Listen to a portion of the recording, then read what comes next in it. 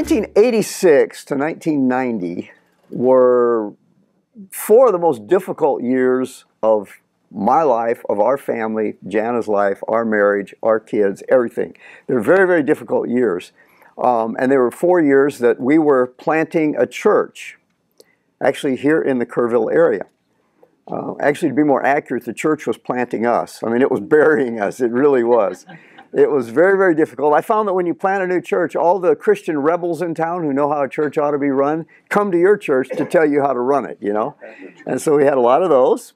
And it was a small group that had met together and wanted to start a church. And so there were just a handful of people, and they called us to come. But before we got here, while we were kind of finishing up where we were and coming, they made the decision to invest in $250,000 worth of property. Well, I say invest, they didn't have any money, so they borrowed on the whole amount, and for 5 years had a note where all they had to pay was the interest on it. I don't recommend that. 5 years later, you still owe the same amount, and you've paid thousands and thousands of dollars. So by the time I got here, we had 18 acres of property that were just really basically 4 broken down buildings and a whole bunch of land to maintain and a whole bunch of electrical systems that the fire ants just love to get in, blow the whole thing out, you know. So I mean, it was a nightmare in the making. And that's where we were. And it was a tremendous piece of property for an RV park that David Watterson later developed. And it was wonderful for that, but it was a horrible place to have a church. And at that time, there were no cell phones. And right at the creek there, it was a long distance call to Kerrville. So I mean, it was this crazy place. We had more feral cats than we had people. Still do. It was a terrible place to plant a church. And if location is important, then we were bad, and worse. It was a terrible place to plant a church. But we knew that God wanted us there. We prayed, and really it was obviously a direction of the Lord. So we were where we were supposed to be. But for 4 years, I mean, one of our oldest son, I mean, he had to have counseling later. I mean, it was literally scarred him so badly, you know. But out of it came a lot of good fruit. In fact, his counseling, he led him into a counseling coaching ministry, and a lot of it came from the hurts that he got from there. It was a very, very difficult time. In fact, financially it was a very struggle because it was a time when Texas was going through an oil crunch, and so many of our people were losing their jobs, and so we're trying to take offerings to buy food for people, to buy heating oil for their mobile home, you know, because those things become like refrigerators in the winter, you know, and all these struggles that were going on. And of course then, in addition to making $5,000 worth of payments every month, they're trying to pay this young family who's the pastor of this mess as well. So it was a very, very difficult time. In fact, our marriage got to such a difficult place that I actually became convinced. I mean, I knew the facts. I actually became convinced in my mind that the best thing I could do for my family was just leave. I was such a horrible husband, such a horrible father. The best thing I could do would be to leave and get a job and send the checks back. I'm going to continue to provide for them, but I'm a mess. I would be better off, they would be better off without me. I became convinced that mentally. I mean, I knew that was the facts. The only thing that kept me from doing it is I go, that can't possibly be right. I don't care how much my mind says this is right. It's not scripturally sound. And so basically obedience to the word over what made sense to me and what seemed logical to me is what kept our family together during that time. And for 4 years, I mean, Jana too started having very physical problems, difficulties physically, you know, young woman, physical problems. And you know, we prayed and we did hear from the Lord. He said, it's stress. Well, it can't be stress. Look at these problems we're having, these physical problems like that. So her dad paid for her to go get some tests done. We didn't have enough money to go to the doctor. I mean, I laugh when people go, well, health insurance, it's a right. Health insurance? We didn't have health insurance, life insurance. We didn't have no insurance, you know. I mean, I never even dreamed of it. It wasn't anything. It was beyond what was even possible financially for us at that time, you know. So her dad sent her, and she got like $600, which isn't much now, but back then that was a lot of tests. And at the end of it all, the doctor calls us in, he says, it's stress. That's what God told us for free. You know, we knew that, you know. And so he gave her a tape of music, sound of the beach music. He said, here, listen to this every day. I go, for $600, we get a cassette tape of beach music? Come on, man, you know. So anyway, it was a very, very difficult time, really, really stressful. And I mean, we were crying out to the Lord. We were inner healing it. We were generationally binding it, breaking the generational bondages. We were casting out the demons. We were doing everything we knew to do, everything we could think of to do, And nothing was happening. It was like all our prayers were bouncing back from heaven. And I share all that with you, because it would be easy to say, God didn't answer prayer, And that's what we're talking about today. I share that with you because I want you to know, I know what it's like to be in that season where it's like God took a vacation and He didn't let you know. And you have no idea when He's coming back, if ever. And when you're in the middle of that, it kind of seems like it'll probably be never. This is going to go on forever. And we were there for 4 years. And I know we all have gone through situations. And maybe you've gone through some worse than that. I mean, there are things much worse than what we went through there. Maybe you've gone through even worse situations than that. And experienced what we would call unanswered prayer. And I know, again, we talked about this last week. Whenever a Christian who's been in church a while hears the term unanswered prayer, we go, oh, wait, there's no such thing as unanswered prayer. God answers all prayers, but His answer may be no. And I think sometimes His answer is, I'm not listening right now. No, He is listening. But we looked at last week 4 ways that God does answer prayer, and one of them is sometimes He does say no. But sometimes He says slow. It's not time for that. That's a good request. That's an accurate request. Not the time. So slow down a little bit. Sometimes He says grow.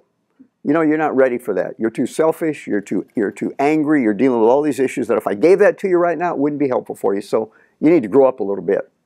And then sometimes He says go. Love those answers, don't you? Let's go. Let's do it. I'm with you on that. So what we want to do today is look at these 4 ways that God answers unanswered prayer. 4 ways that He does that. And learn from those what we can pick up when we're in the middle of that. Because when you're in the middle of it, you need to have some foundations, some understandings, so that when it does happen, because it will happen to all of us, it's not an option, it's not an elective in the courses that God has taken us through. This is a requirement. Learning to trust Him, even when it seems like the heavens are silent, because it does happen to all of us. So we want to look at some times that we find it even happened to Paul. It even happened to Jesus, unanswered prayer. And last week I said that you probably can think of a time when Father said no. Jesus prayed a prayer and He said no. You could probably think of a time maybe when He said slow. That prayer of Jesus has not been answered yet. Even to this day it's not been answered. And I suggest that there was even a time where Jesus had this desire in His heart and the Father said, no, you need to grow a little bit. And I know that sounds pretty heretical, and that's why I brought my stones with me here, just in case there's some heresy this morning. This is actually to defend me from you if you start throwing things at me, okay? So I have my heretic stones up here all ready to go, So let's look at the scriptures together, and you've got the handout there that you can look at them too. And the first one we want to look at is a no, where Jesus said no to 2 of His disciples. They had gone into a Samaritan village. They were on their way to Jerusalem. And all the other Jews would pass around Samaria, but Jesus went right through because the Samaritans hated Jews. The Jews hated the Samaritans. Long story in that, but they just didn't get along. And Jesus passed right through Samaria, and they were going to go into a village, maybe to get supplies, maybe they're going to spend the night, don't really know. But the village, when they found out He was going to Jerusalem, they said, nope, out of here, get out of here. So James and John get indignant. I mean, they're upset. You can't treat Jesus this way. He's our friend. You can't treat Him this way. And they remembered, because they were good Sunday school students, they remembered that at another time, in this same area of the country, Elijah had called down fire from heaven upon people. So, being the good Sunday school students they were, they said, Jesus, do you want us to do like Elijah did? Do you want us to call down fire from heaven on them? And you'd have thought Jesus would have said, wow, you guys really have some faith, and you really know your Bible. Good for you. You know your Bible. You have a lot of faith. You really think you can call down fire from heaven? My goodness, you guys are growing in the Lord. But that's not what happened at all. Let's look what happened. It's in Luke 9, 55 to 56. It says, He turned and rebuked them. And He said, you don't know what manner of spirit you are of. You don't know what's in your heart there, because the Son of Man didn't come to destroy men's lives, but to save them. So He just simply went to another village. Didn't put up a fight, didn't argue, went to another village, found peace. They thought they were doing the will of God. They said, Jesus, can we do this? And he says, no. No, why not? Your attitude is wrong. The request is wrong, but your attitude is wrong. And so this is a no, but it's also kind of a grow, because he said, you guys have got to figure out what this mission is that we're all about here. We're not here to destroy people. We're here to save people. I go, wow. I think we can get two messages from this. The first one, which doesn't really apply to prayer very much, but I think we need to realize we don't have to defend God. I mean, they were trying to defend their friend. They were trying to defend Jesus. We don't have to defend God. And it's so easy for us to get angry at people who are doing ungodly things and want to call down fire from heaven on them. In fact, I think probably a lot of Christians have called down fire from heaven on a lot of our politicians. You know, Jesus said this, if in your heart you hate a man, then you've as good as murdered him. And I think probably many of us have murdered most of Washington, D.C. Yeah, in our hearts, right? You know, called down fire from heaven on them, the things we've said, you know, it's like, brrr. And it's so easy to feel like we're doing something righteous and defending righteousness and defending God. God doesn't need us to defend him. And we need to remember that we don't wrestle against flesh and blood. These people are basically puppets that the enemy is using. And so we need to deal with that puppet master in the back there. Our weapons are not, they are not carnal, but they are mighty through God to pulling down strongholds. We're not wrestling against flesh and blood, but against principalities and powers. And it's so easy to pray against that puppet that's up there. And the Son of Man came even to save them. Can you believe that? Now, some of them are, as Jesus said to the Pharisees, you're of your father the devil. They're not going to be saved. They've so given themselves over that they're lost. But that's not for us to determine. Paul said, who am I to judge those outside the church? But I am to judge those in. So those outside, they stand or fall on their own before the Lord. I'm not to judge them. But we're not to tear them down either. We're not to call down fire of heaven on them. Because when we're starting to do that, we don't recognize what spirit we're of. But we're not of the Spirit of Christ. Because he didn't come to destroy men. He came to save lives. And so that's our mission as well. It's kind of like Jesus said, I didn't come to destroy men's lives. I'll leave that up to my church after I leave. They can be the ones. No, that wasn't his plan. We're to represent him and to carry on his mission. Okay, we're not to destroy him. So number one is we don't have to defend God. Number two, prayer is not about getting stuff from God or getting God to do stuff. It's not about that. See, they had this idea, let's destroy these people, these Samaritans, these hated Samaritans. We don't like them anyway, let's destroy them. And he said, no, you don't even understand what you're all about. Prayer is more about, first of all, aligning ourselves with the will of God and then praying in accordance with that. Aligning ourselves. And so a lot of times in prayer, it's just really a matter of kind of chilling out. Find the will of God, align yourself with that, and then pray, your kingdom come, your will be done. But we have to find out what that is so we can pray that way. So it's not, we're not in a responsibility to defend God, nor is prayer about getting God to do stuff, you know, or getting God to give us stuff. It's not about stuff. So this is a time that Jesus said no to the disciples. You know, there's a time that Paul, the Lord said no to him in prayer too. You may be familiar with it. You may have thought of it. In 2 Corinthians, he talks about what he called the thorn in the flesh. It was a thorn in the flesh, which you say, well, was it this or was it that? Well, we know what it was. It was a messenger sent from Satan to buffet him. Now, when you read that, it looks like it was sent to buffet him. You know, looks the same in English, weird language. No, that's the messenger that most of us Christians have today. The messenger from Satan that's sent to buffet us, you know, those things will kill you, right? So that's a different messenger. Okay, so this messenger was sent to buffet him. And so whether it was a sickness or whatever it was, we don't know, but it was a messenger from Satan. And Paul says 3 times, it's interesting, 2 Corinthians says, I pleaded with the Lord. It wasn't just a matter of, hey, God, it'd be nice if this thing were gone. Could you take this thing away from me? He pleaded. It's like what we did in those 4 years here. It's like pleading, God, help, we're crying out to you. And he pleaded with him to take it away. And the answer he got was basically, no, here's what he said. He said, here's what he said to me. I'm pleading with you. God, please, 3 times. 3 times he pleaded with the Lord to take this thing away.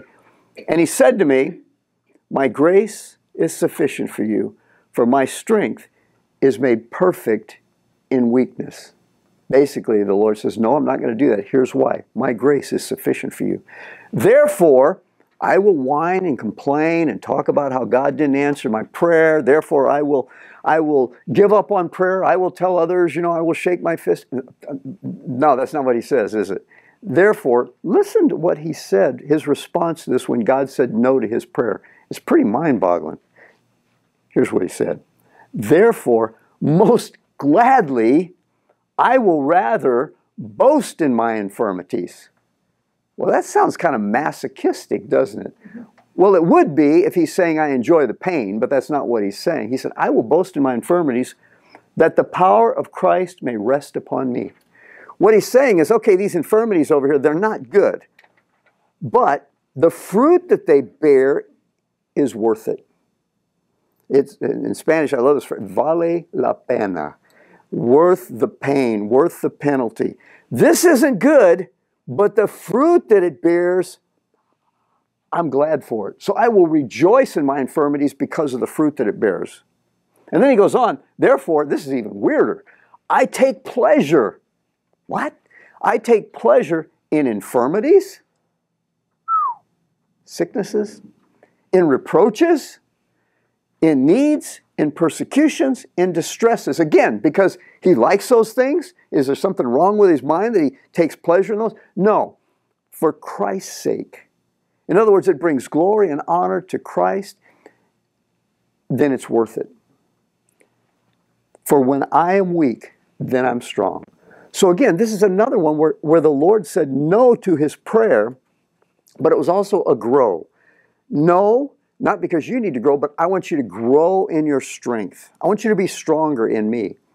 And so he's saying, I will embrace this, not because infirmities and reproaches and persecutions are great, but because of the fruit that it produces.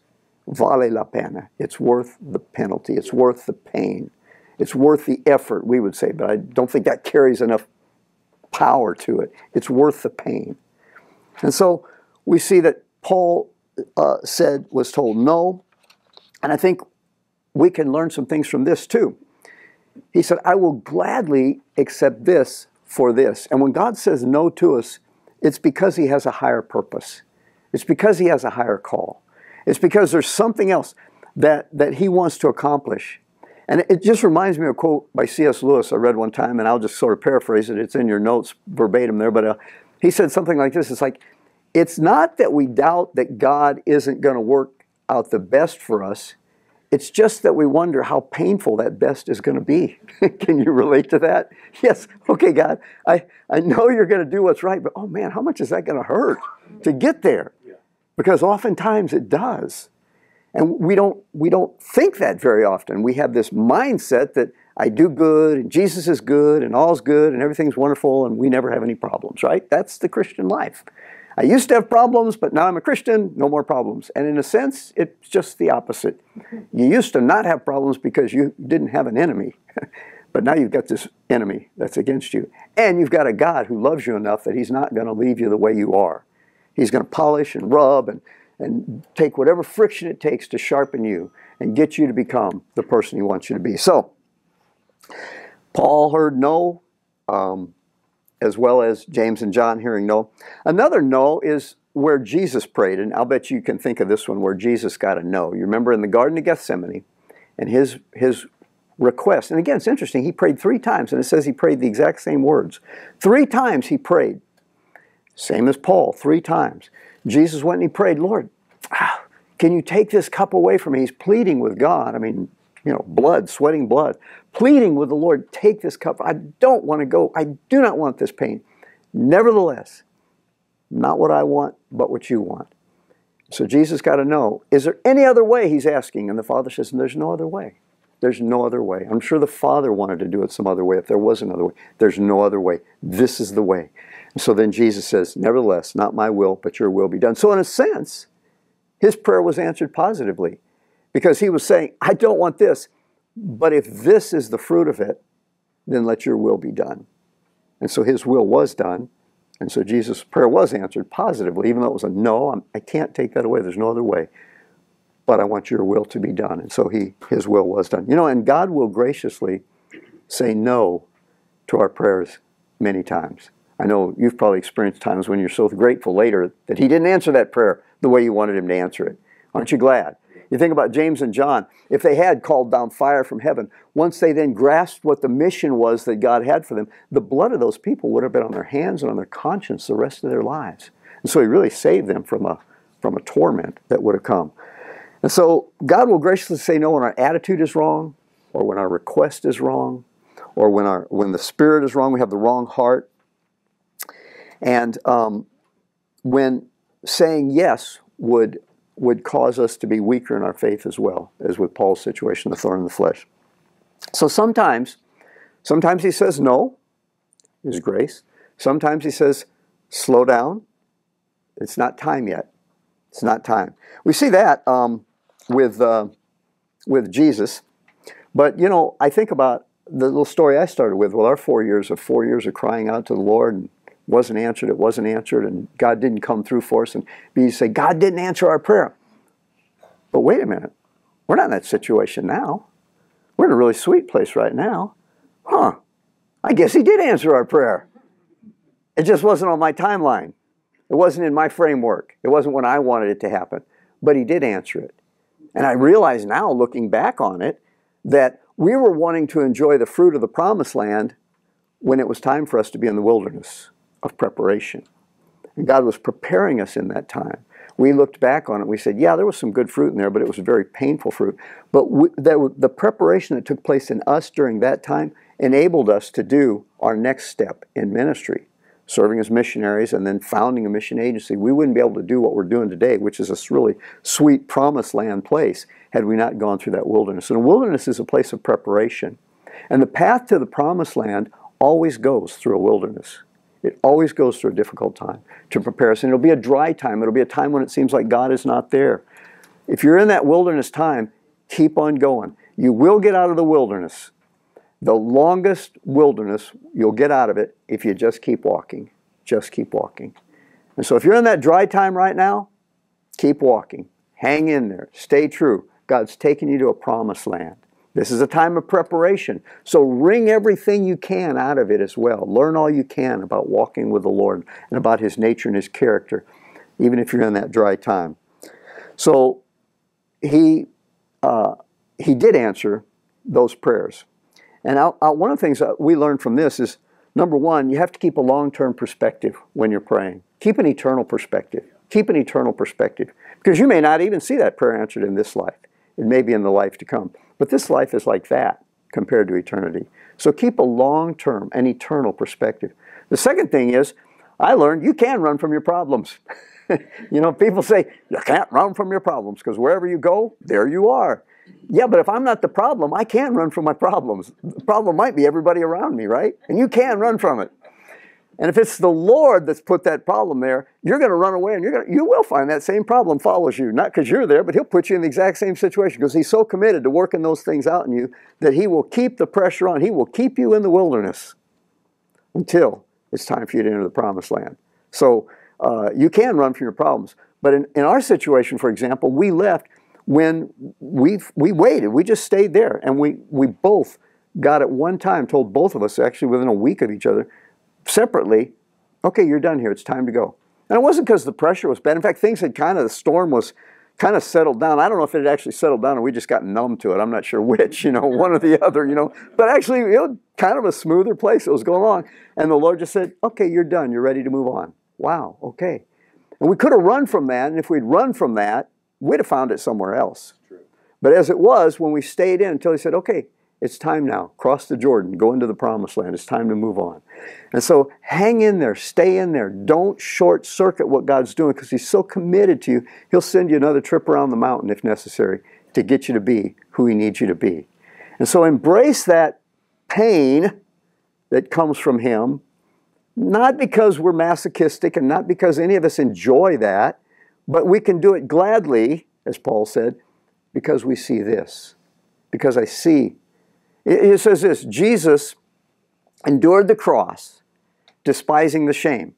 But it tells us how He did that. So He's here looking at the cross.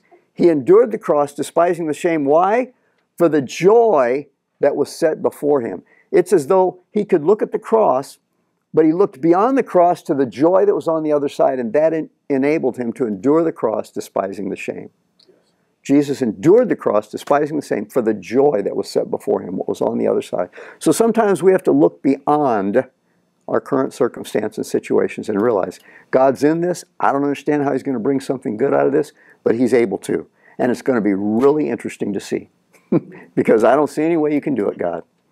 In fact, sometimes I'll just set down a little marker. I've done this before because I told you before that one time I got so tired of slapping my forehead, I decided I was not going to do that any longer. And I was just going to trust God in the middle of it instead of at the end going, oh, why didn't I trust him? I just decided, okay, I'm going to trust him in the middle of this, and if he totally fails, I'll talk with him about it in heaven.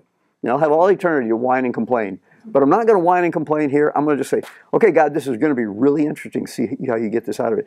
And I sometimes will set down a mental marker like, this is an impossible situation. And I'll put a little mental marker in my mind saying, this was hard. There was no way we were going to get out of this. So that when I'm on the other side of it, because the way I can look back and go, wow, God really worked a miracle. Because a lot of times what happens is when we're in that difficult time, God works the miracle out in such a natural way that when we get to the end of it, we go, well, of course. Instead of realizing, oh, wait, I forgot. This was an impossible situation at that point in time. But God did the impossible and worked out. It's another power of keeping a journal when you're writing down, man, I'm really stuck now. This is the end. It's never going to make it, And then when you get to the end, you look back and go, wow, I remember when I was in that situation, how impossible it looked. It looked like I was never going to get over this sickness. It looked like I was never going to make this. It looked like my family was never going to come together. It looked like this was never going to happen. And so a journal is very powerful for doing that too. So sometimes he says no. Sometimes he says slow. Sometimes he says grow. And we already talked about how James and John got to grow, how Paul got to grow. I want you to grow stronger. But I believe there was even a desire in Jesus' heart that was as a prayer. And the Father said to him, no, you need to grow. Whoa. Did Jesus need to grow? Well, let's look at Luke chapter 2. You're familiar with this story. Jesus was 12 years old. He's at the temple. And we always think of Jesus at the temple there, and he's up teaching these elders. But he wasn't. Listen to what it says. Luke 2:46 says he was sitting among the religious leaders. Here he's 12 years old, so he's, by Jewish standards, he's a man now, so he can talk with the elders. He can come and discuss with them as a man. So he's sitting there, sitting among the religious leaders, listening to them. I like that. He was listening, not just always talking. He was listening to them and asking questions. Wow, isn't that interesting? He was actually learning some things. And all who heard him were amazed at his understanding and at his answers. So they were asking him some questions, and they were blown away by his answers. But then look what happens. His parents show up. I mean, here's this boy, Jewish mindset, 12 years old. I'm a man. I'm ready for my ministry here. Let's go. And so I'm going to start teaching, and I'm going to start learning more, and I'm going to start interacting with the leaders, and we're going to start doing all this. And mom and dad come and drag him home. Get back here. What are you doing? They come and they say, what are you doing, Jesus? Well, I had to be about my Father's business.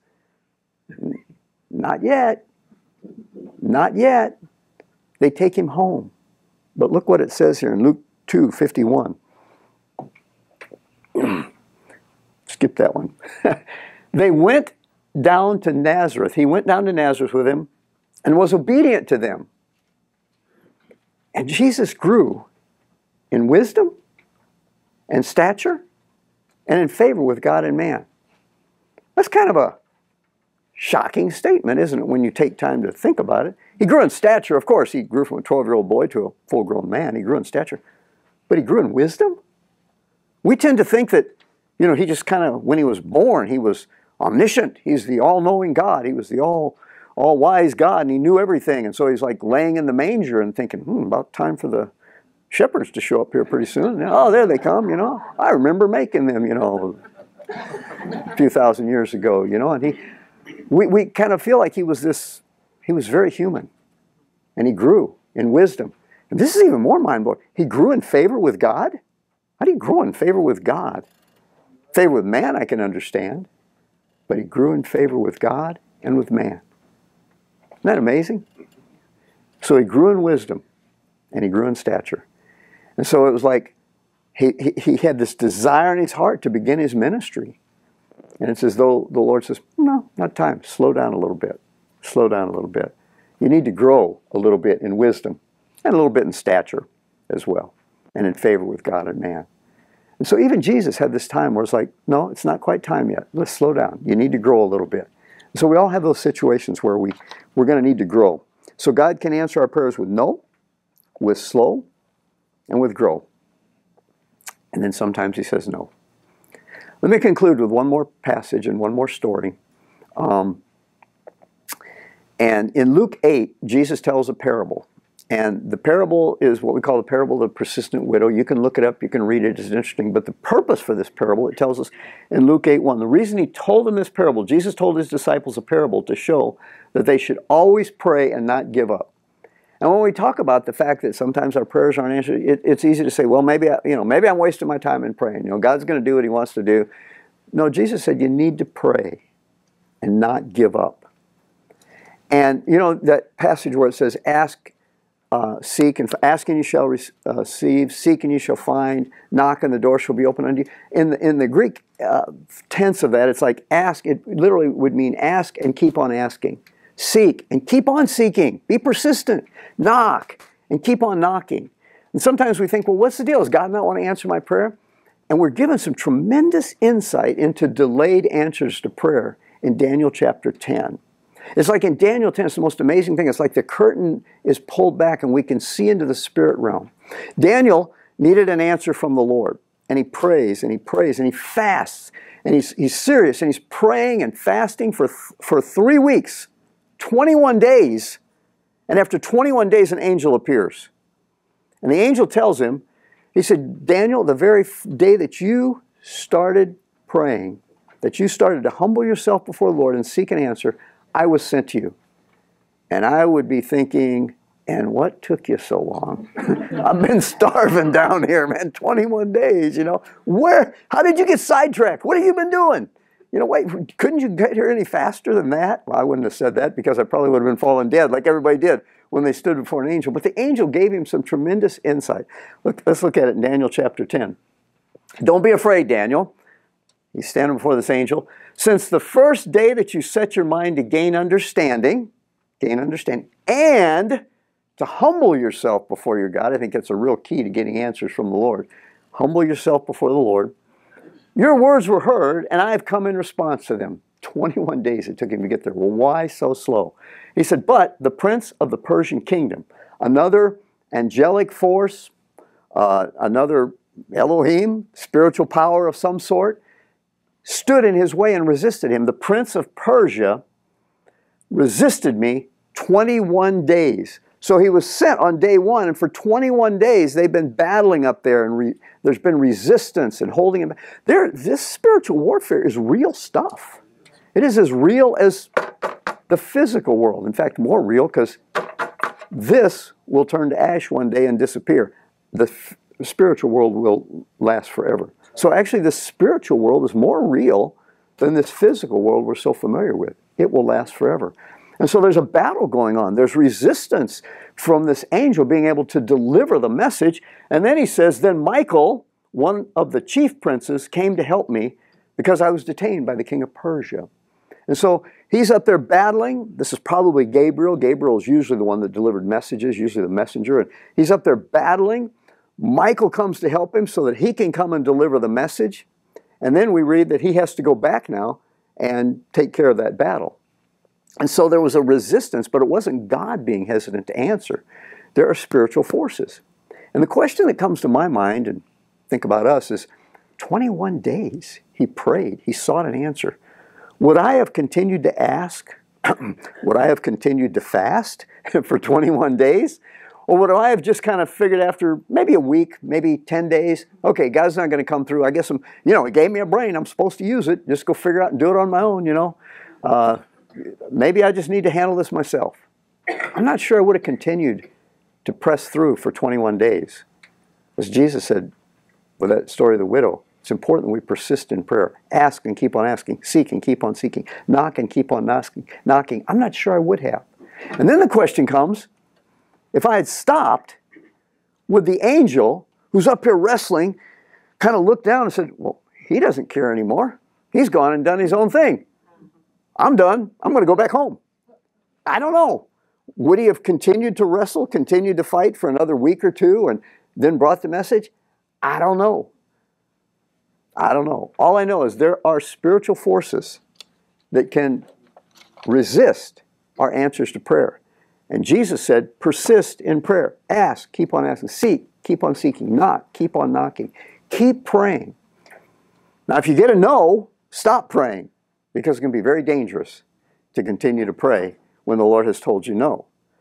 Because, well, we read in Psalms where he was talking about the children of Israel in the wilderness, and it says that they asked the Lord, they tested him in the wilderness, and he gave them the request. They were wanting meat. We're tired of this manna every day. You know, I mean, God provided for them for free food, but they wanted meat. So we read that he gave them meat until it came out their nostrils. You know, until it said, and in Psalms it says this, he answered their request, but he gave them leanness to their soul. It's kind of the opposite of Paul here. Paul's saying, man, this is worth it if this happens. And they said, no, no, no, we want the meat instead. Okay, but that's going to result in leanness to your soul. I think I could give up on meat if I'd rather be fat in my spirit and fat in my soul. How about you? Yeah. Your emotions, your will, your intellect. Even if it requires this, embracing the pain, embracing all of this, if this is the result of it. Does that make sense? So we do need to persist in prayer until we hear either a no or a slow or a go, or you need to grow. Persist in prayer. So I know that there are spiritual forces that can delay answers to prayer, that we need to persist. I know that Jesus told us to persist in prayer and to not give up. I know that things happen when I pray that don't happen when I don't pray. I know that prayer makes a difference because Jesus spent a lot of time praying. And if it made no difference, he wouldn't have wasted his time with it. And I know that if Jesus needed to pray, would you agree we need to pray as well? And then I know that prayer is not primarily about getting stuff from God or getting God to do stuff. It's about aligning my will with his will. And then saying, your kingdom come, your will be done. And then basically prayer is more about relationship. And here's what I've discovered. Like in my relationship with anybody that you love, there are times that you talk about business.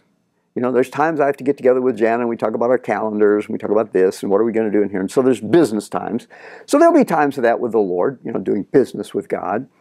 But most of our time together is just time of relationship. A lot of times we're not even talking, we're communicating just by being in each other's presence. When you're with somebody you love, just being in their presence is enough many times. And it's the same way I've found with the Father. A lot of times when I come to talk to him, he's got nothing to say or I'm not hearing it. I believe he's communicating to my spirit. My spirit is picking up, but it's not necessarily passing through my knowledge, through my soul, through my will, my emotions, my intellect. He's speaking to my spirit and we're communing together. And a lot of times it's just spend time in the presence of the Lord. Just spending time in his presence, soaking in his presence, finding myself more aligned with him. And as we do that, as I do that, I found that I don't need to spend near as much time asking him for stuff. Because, you know, it's like when I know the heart of my wife and I know her love for me and my love for her, I just want to do stuff that's going to please her. The Father's the same way. And we're the same way with the Father. I just want to do stuff that pleases him. And he likes to just do stuff that pleases us. And so I find when I just spend time with him, he gives me the desires of my heart that I didn't even realize was the desire of my heart. He knows me better than I do. So I just want to encourage all of us. Let's just spend time. You say, well, where in the world am I going to find time? I know where you can find time to spend time with the Lord. I found it on my alarm clock. The time was right there all along. All I had to do was set it back 45 minutes or an hour. It takes me about an hour because 30 minutes just to wake up, you know. So I set it an hour earlier. Get up, get you a cup of coffee or a pot of coffee or whatever, you know. Spill it on your lap when it's real hot or whatever it takes to wake you up, you know. Drink it if that works, whatever it takes. And just spend some time. And of course we talked earlier here about how to do that. And those who are watching my video, or you can go out to the video on YouTube. We've got that one, prayer workout routine. How to spend time in the presence of the Lord and make it work, make it positive, make it beneficial rather than just sitting there kind of feeling like you're talking to yourself or talking to the ceiling. How to spend time in the presence of the Lord, that prayer workout routines, that video.